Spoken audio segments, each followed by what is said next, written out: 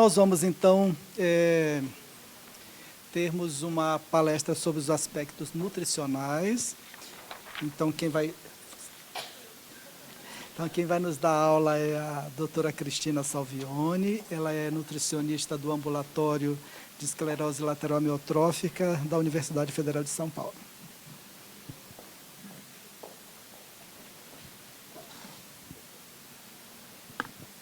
Bom dia a todos. Vou começar falando e já me desculpando que eu estou fanha, rouca, tudo que a Adriana falou, então se eu tossir, já me desculpa. Então, conforme eu fui apresentada, eu sou nutricionista voluntária no ambulatório de ELA. E aí, para deixar essa aula um pouco mais didática, deixa eu só... Como é que faz? Não, vai passar? Não está passando? Só um minuto, por favor.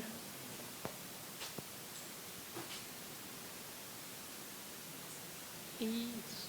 Do lado.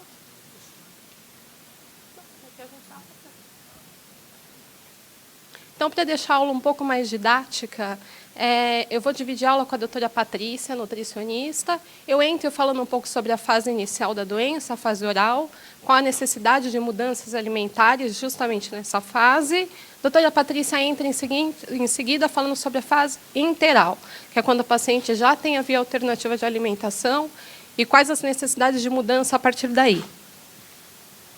Não dá para falar sobre nutrição na ELA sem falar dos aspectos nutricionais especificamente.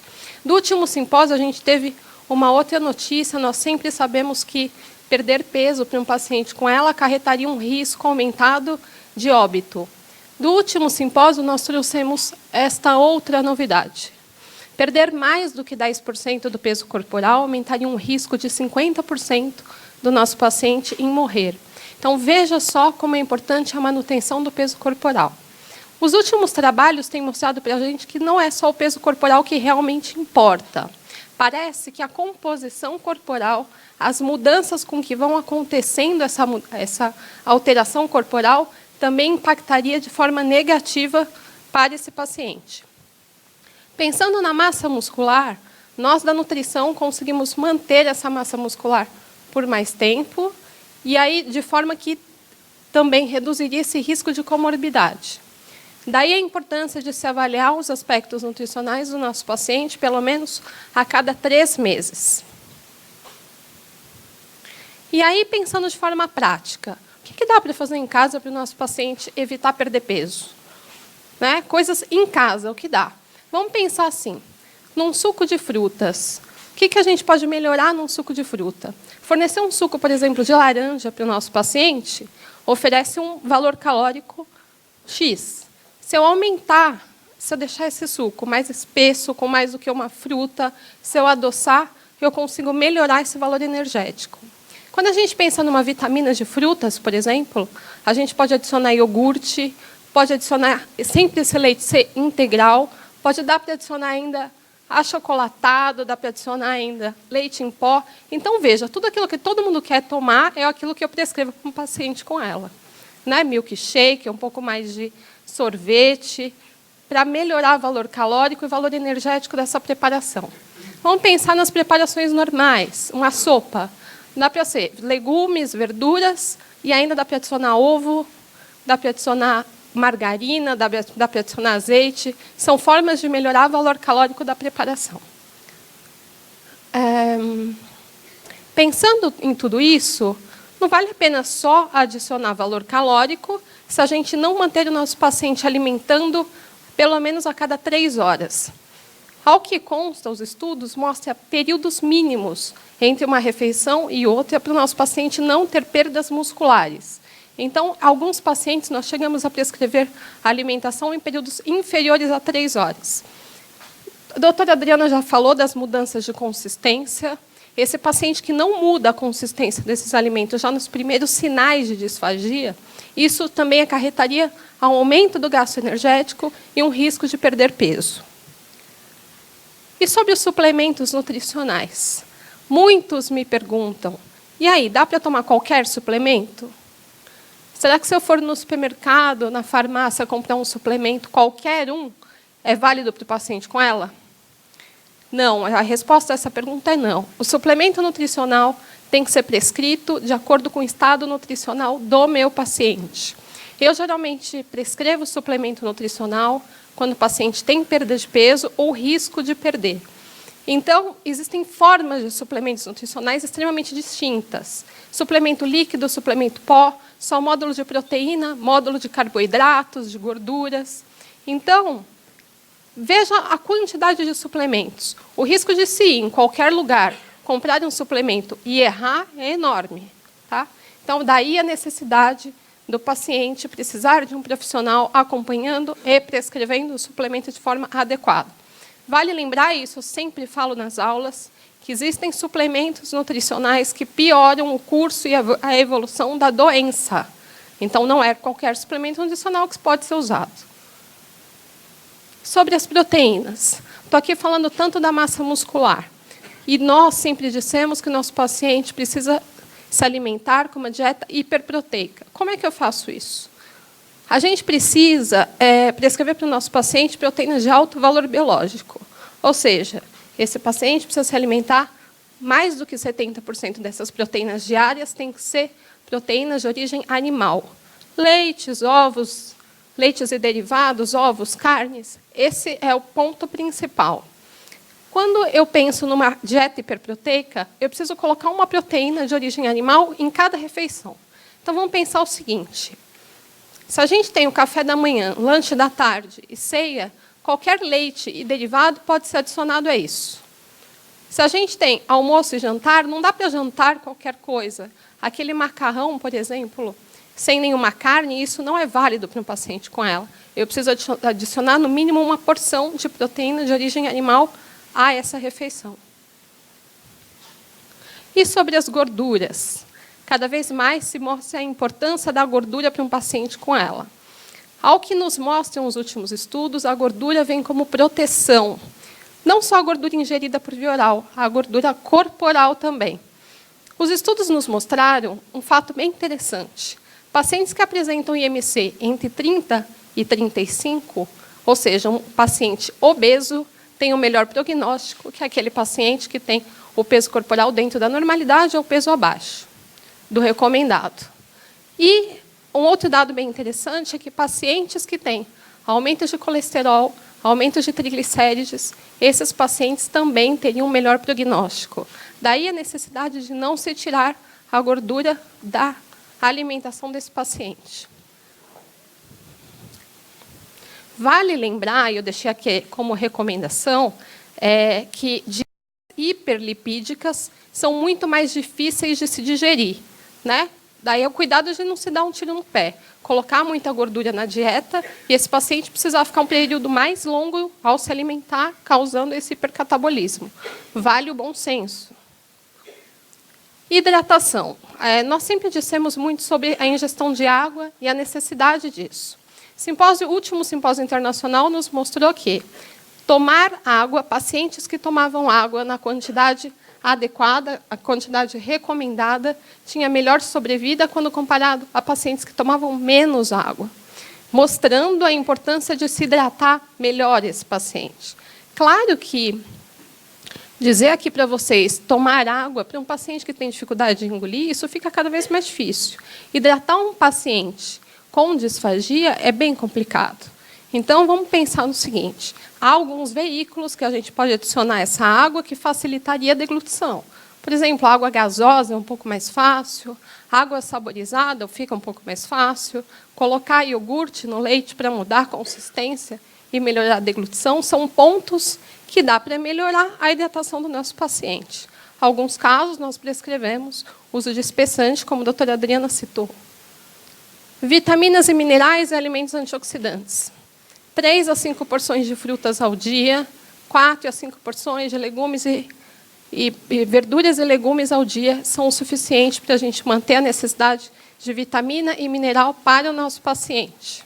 Alguns alimentos, como castanhas e nozes, são alimentos que também são antioxidantes, que valem a pena acrescentar na alimentação.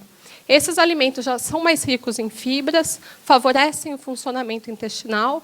Nós bem sabemos que nossos pacientes, a maior parte deles tem e apresentam esse problema, a constipação intestinal. Então, aumento de fibras, aumento de água. Em alguns casos, a prescrição de módulos específicos de fibras para aqueles pacientes que têm uma dificuldade maior de deglutir é muito bem válido. E sobre terapias alternativas? Muito me perguntam sobre vitamina D. Será que se eu suplementar uma quantidade grande de vitamina D para um paciente com ela, eu teria um benefício? Um estudo realizado também no último simpósio nos mostrou que não. O aumento, a prescrição aumentada de vitamina D teria um efeito negativo para o paciente com ela. Pioraria o curso da doença. Daí a importância de se manter níveis dentro do adequado da vitamina D. Consumir através dos alimentos, como, por exemplo, os peixes mais gordurosos, a gema de ovo e o sol, que está aí de graça para todo mundo. Não é válido a prescrição de altas doses de vitamina D hoje para um paciente com ela. Isso não é válido. E sobre o protocolo de Ana? Muito se pergunta sobre o protocolo de Ana e qual seria a melhora desse protocolo para um paciente com ela. O protocolo de Ana é composto por essa quantidade de suplementos, e é mais alguns deles. Na verdade, eu não listei todos. Para quem não conhece, o protocolo de Ana foi criado por um médico de fora do país, cuja filha tinha ela, e ele acreditava que, ao se suplementar doses altíssimas desses suplementos antioxidantes, eu teria uma melhora para o paciente com ela para o curso da doença.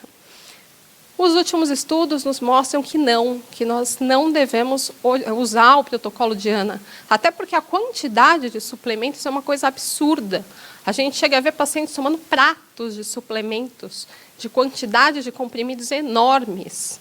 Esse protocolo de Ana não é recomendado, segundo as pesquisas internacionais. Nós não recomendamos o protocolo de Ana. Ao que parece, manter o peso corporal dentro do adequado, ser acompanhado por um profissional nutricionista que possa prescrever o suplemento de forma adequada, mantendo estoques corporais, isso favoreceria e contribuiria para o melhor curso da doença. Nenhuma dessas terapias alternativas tem nos mostrado bons resultados. Doutora Patrícia, entra agora com a parte interal. Obrigada. Está funcionando, Cris? Tá. Bom dia a todos. Que seja uma manhã de muitos aprendizados para todos nós. Eu prometo não me alongar, porque eu sou a última do grupo a falar, e depois nós vamos abrir para as perguntas. A Élica vai falar um pouquinho com vocês sobre o BIPAP e nós abrimos para as perguntas. Bom, como a Cristina já colocou a questão da nutrição com toda essa importância dentro do tratamento da doença, eu só gostaria de relembrar que essa fraqueza que acontece, e que foi aqui descrita por todos os profissionais que apresentaram, ela tem um efeito sobre a ingestão de alimentos, pela disfagia, pela dificuldade respiratória, pela própria inapetência que o indivíduo apresenta, por alterações psicológicas, é um contexto muito novo, Então, nós sabemos que isso vai acontecer, e associado a isso, ao aumento do gasto de energia basal, os pacientes com doença do neurônio motor têm um metabolismo alterado para mais no começo da doença, e esse resultado de ingerir menos e gastar mais vai agir diretamente sobre a composição corporal, levando a morbimortalidade descrita em muitos estudos, como a Cristina disse anteriormente, a perda de peso piora a evolução da doença. Então, nós hoje sabemos que essa alteração da composição corporal, ela é descrita nos estudos como um fator independente para a piora da evolução da doença. Nesse sentido, nós precisamos, periodicamente, avaliar a composição corporal dos nossos pacientes. Essa avaliação corporal deve ser feita por um profissional nutricionista, uma vez que é o profissional que tem a maior habilidade em interpretar os resultados desta análise. Então, o que se recomenda é que se faça a antropometria, que são as medidas de braço, que eu vou explicar na sequência. Pode-se fazer por DEXA, que é um exame realizado por densitometria óssea, onde nós conseguimos analisar a massa magra e a massa gorda do corpo, ou por bioimpedância elétrica, onde nós podemos medir, através de resistência e reactância, o ângulo de fase, que também tem sido descrito como um fator prognóstico. Então, nesse sentido, a avaliação da composição corporal se faz necessária em todos os estágios da evolução desta doença. Muitas vezes, a perda de peso ela não é tão valorizada frente a todas as limitações que vão acontecendo. A nossa preocupação fica muito mais na incapacidade de realizar um movimento do que essa perda de peso que acaba acompanhando o quadro e que muitas vezes nós não damos a devida importância. Então, a avaliação nutricional objetiva com a realização de medidas antropométricas de braço é uma prática muito simples, não é invasiva, de custo muito acessível e que os estudos têm descrito como uma forma interessante de avaliar a composição corporal dos nossos pacientes. Então, deve-se fazer um exame físico com a análise geral da composição corporal do indivíduo. Nós devemos fazer a aferição de dados antropométricos como o peso e a estatura. Os indivíduos que são cadeirantes precisam ter o peso descontado da cadeira para podermos aferir o peso real do indivíduo. E a estatura, bem sabemos que, com o passar do tempo, o indivíduo tende a reduzir a estatura por causa da envergadura. Então, nós vamos mostrar aqui para vocês como aferir. Circunferências e dobras cutâneas, nós devemos fazer a circunferência de braço, que é descrita como uma medida sensível para analisar a massa magra, e a dobra cutânea do tríceps, que é muito sensível para avaliar a quantidade de gordura corporal. Nos indivíduos com idade superior a 60 anos, a circunferência da panturrilha é uma medida interessante. É importante relembrar que os nossos pacientes desenvolvem uma alteração da composição corporal que faz parte da evolução da doença. Então, imaginamos que a circunferência de braço desse paciente seja abaixo do recomendado para a faixa etária dele. E nós sabemos que os padrões no qual nós comparamos essas medidas são padrões internacionais de indivíduos saudáveis. Então, o paciente ele acaba tendo uma medida sempre menor do que a normalidade, só que o que mais nos interessa é o quanto esta medida melhora ou piora no decorrer da própria doença do paciente. Então, embora nós saibamos que esse indivíduo está emagrecido, ninguém precisa aferir nenhuma medida para saber que o nosso paciente é emagrecido, nós podemos compensar essa perda de massa magra com o ganho de gordura no corpo. E aí o paciente passa a adotar uma composição corporal que muitas vezes incomoda tanto ao paciente quanto aos profissionais que cuidam do paciente. Porque uma vez que você tem uma limitação motora, o primeiro pensamento, um pensamento muito simples, é assim: se ganhar peso vai complicar, porque vai ficar mais pesado, como vai transportar, como vai fazer. Obesidade não é boa em nenhuma situação, essa é a crença popular. Os indivíduos têm que se manter magros por causa da doença cardiovascular, por causa da mídia, por causa de uma série de coisas. E, de repente, alguém vem e diz assim: vai precisar ganhar gordura no corpo. E essa gordura vai a depositar onde? No homem, no abdômen, e na mulher, mamas, abdômen e quadril. E desenvolve aquele aspecto do indivíduo magro em membros e gordinho, digamos assim, no abdômen. E é esse, sim, a composição corporal que os nossos pacientes acabam adotando, e isso é necessário para proteger da evolução da doença. Então, o que se sabe é que, de acordo com a análise da composição corporal, os nossos pacientes com doença do neurônio motor são considerados sarcopênicos. Sarcopenia é um termo muito novo, que nada mais quer dizer do que um indivíduo que tem pouca massa magra e é fraco. Porque tem indivíduos que têm pouca massa magra, mas não são fracos. Os nossos pacientes são fracos. Os pacientes mostram um aumento da quantidade de gordura e uma grave perda de massa muscular, o que muitas vezes nem leva à alteração do índice de massa corpórea, que é o indicador que quase todos os profissionais usam para dizer se o indivíduo tem excesso de peso ou se o indivíduo tem baixo peso. E, por fim, esta modificação na composição corporal pode ser explicada por um processo de infiltração de gordura nos músculos. Aquele tecido que era músculo acaba virando um tecido gorduroso. Isto é o que vai acontecer com a evolução da doença. Nesse sentido, essa figura é uma figura muito recente, tentando explicar o que é que acontece com a composição corporal do paciente com doença do neurônio motor. A população sadia, digamos assim, o indivíduo tende a ter um gasto de energia de acordo com a atividade que ele tem. Então, nós sabemos que as pessoas que são mais sedentárias gastam menos energia do que os indivíduos que são mais ativos. A mesma coisa não acontece no paciente com doença do neurônio motor. Ele já está mais imóvel, ele já está mais não praticante de atividade básicas, como, por exemplo, caminhar, mas ele continua gastando muita energia, porque isso faz parte do processo. E nós não conseguimos conter isto. Desta forma, a energia que o indivíduo ingere quando ele é ativo, se ela for maior do que a energia do que ele precisa, nós ganhamos peso. Se eu pratico pouca atividade física e como demais, o resultado é ganhar peso. Nos indivíduos com doença do neurônio motor, ele acaba ingerindo, às vezes, calorias até a mais do que ele normalmente fazia, mas ele continua perdendo. Então, isso é um paradoxo. Como é que nós contemos isso daqui?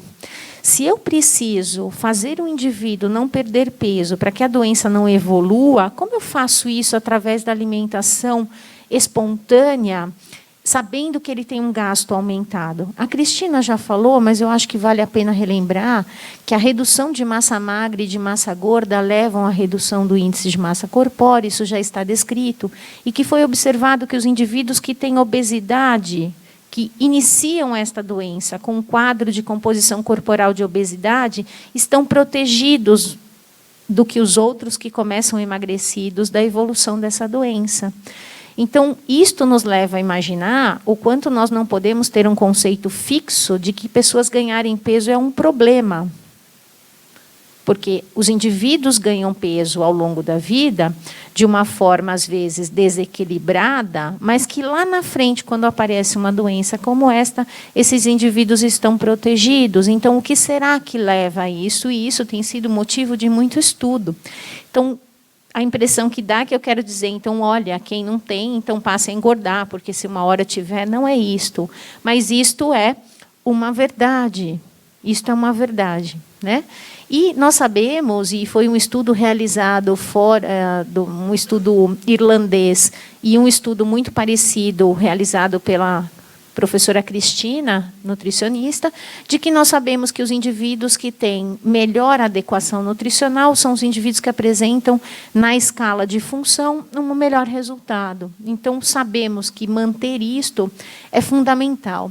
Uma vez que esse IMC é prognóstico, isto gera uma curva em U, que quanto maior o IMC,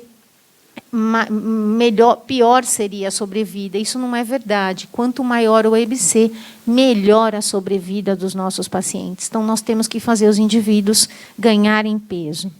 Desta forma, o IMC como um fator independente, a doutora Cristina também já falou que a piora do perfil lipídico, aumento de colesterol, a obesidade e, por incrível que pareça, os indivíduos que têm a diabetes adquirida ao longo da vida, que são as 3 situações que levam ao aparecimento de doenças cardiovasculares, são fatores positivos para os pacientes com esclerose lateral amiotrófica. Então, veja que tudo na vida depende de que lado você está. Se você está do lado das doenças cardiovasculares e tem tudo isto é perigoso. Mas se o indivíduo está do lado das doenças degenerativas, ele está protegido.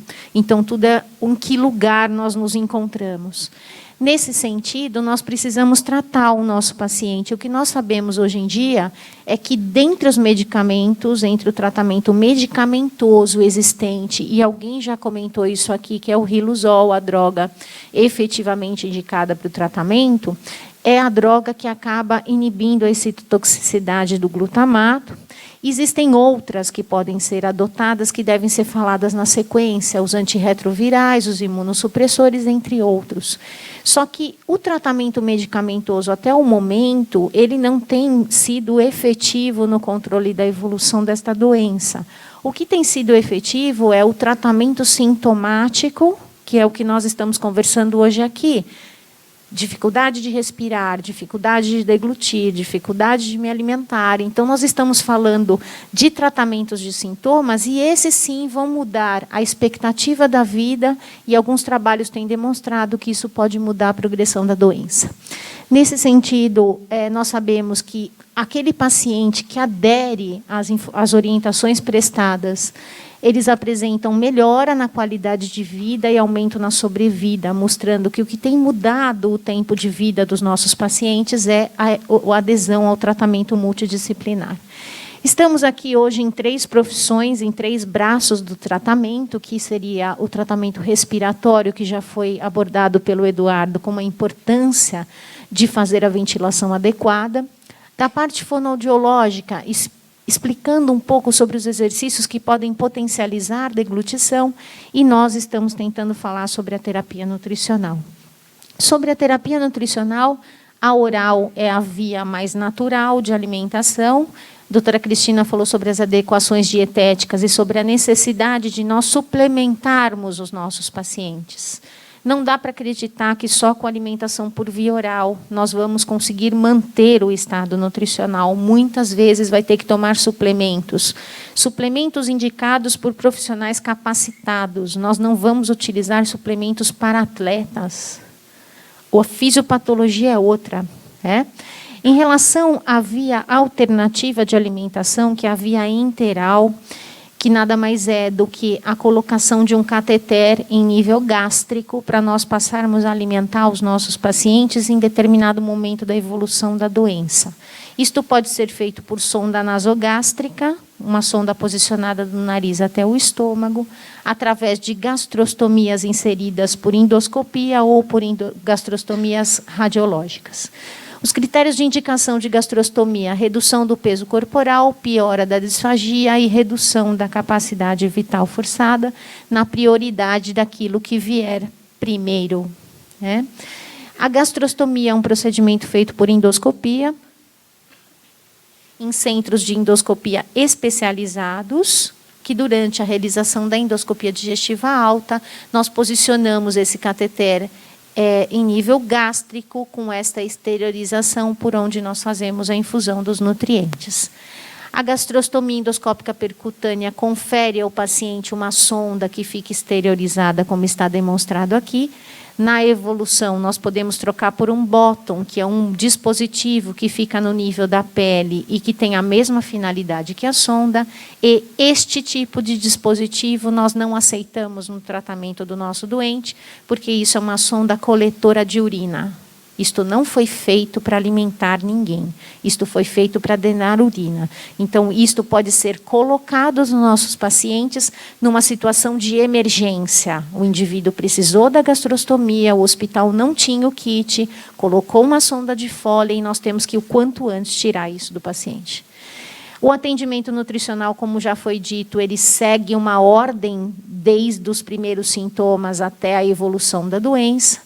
Na sequência, o tratamento fonoaudiológico realizado pelos profissionais, classificando a dificuldade de deglutição e nos dizendo o momento de indicar gastrostomia, e a avaliação respiratória nos dizendo qual é o momento em que o paciente vai precisar da ventilação não invasiva.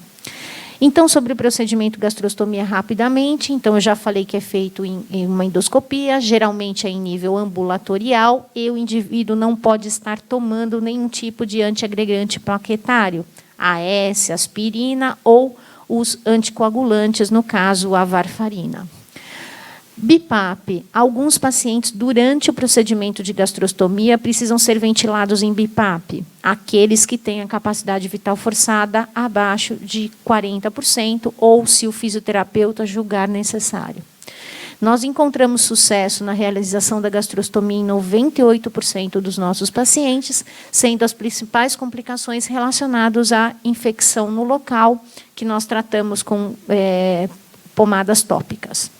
Alguns cuidados com a gastrostomia. Gastrostomia é um dispositivo que não tem acesso às nossas vísceras, então ela não deve ter odor, ela não vai causar nenhum desconforto, não cursa com dor, a não ser nos primeiros dias da colocação do dispositivo. O indivíduo pode manter as suas atividades normais, não há impeditor de nenhum tipo de procedimento, nem de fisioterapia, nem de hidroterapia. Só a hidro nós pedimos que fique 3 meses longe da piscina, até que o pertuito possa amadurecer.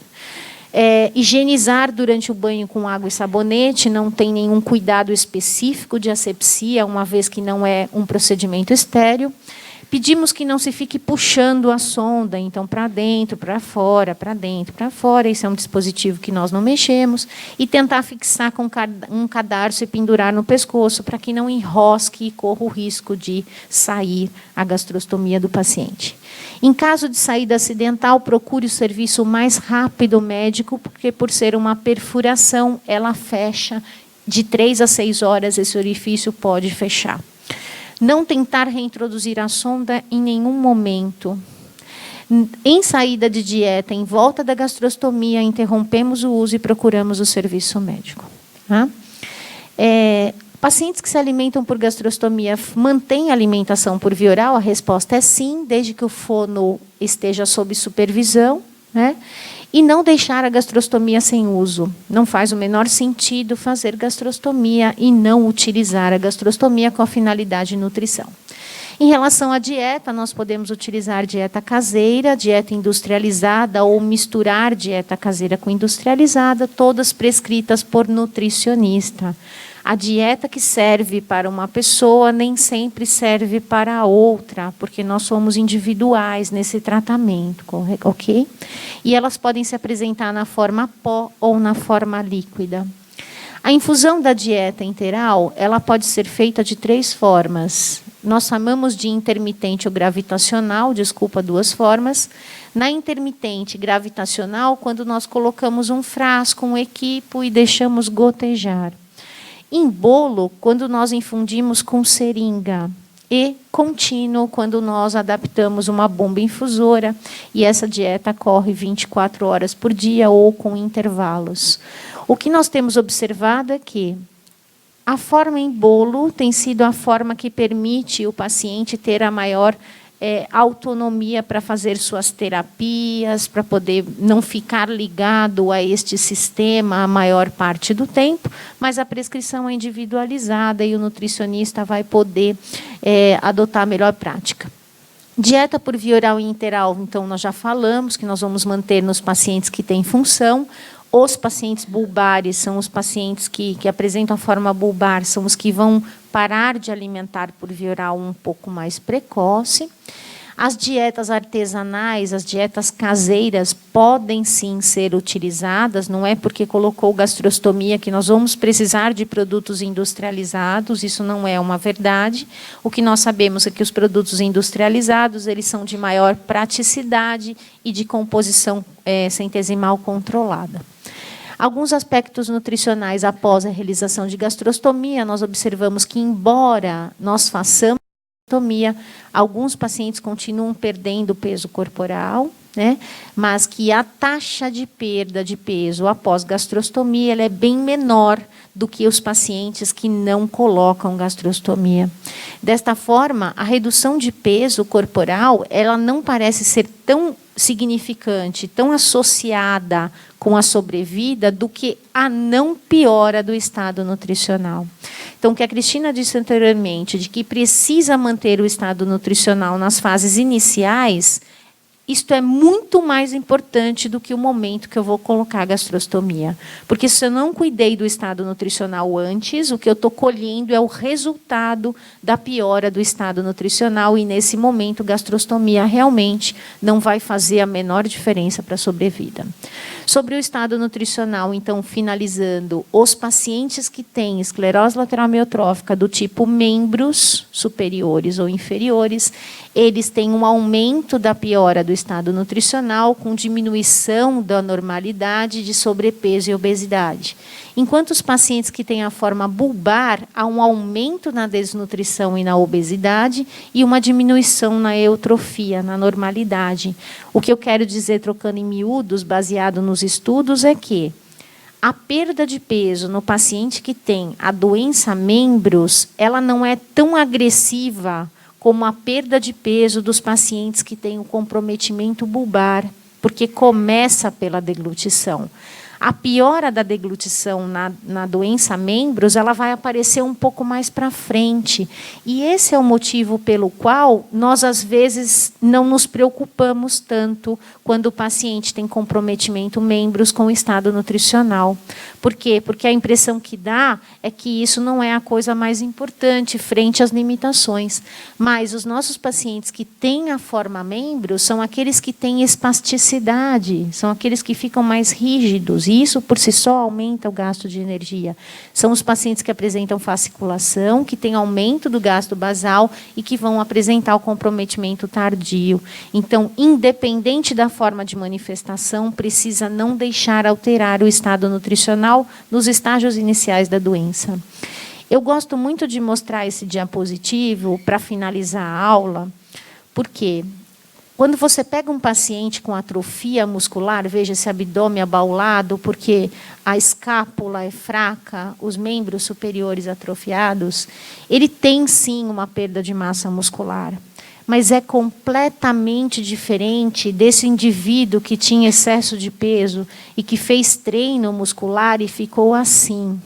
Tomou ergogênicos, BCAAs, whey protein e desenvolveu uma composição de assim para assim.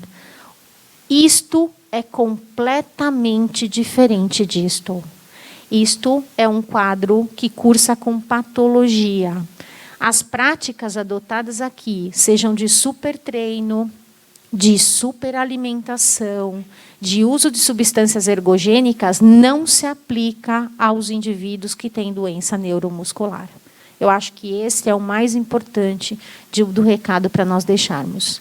Eu queria agradecer a atenção de vocês todos, disponibilizar aqui o e-mail. Obrigada.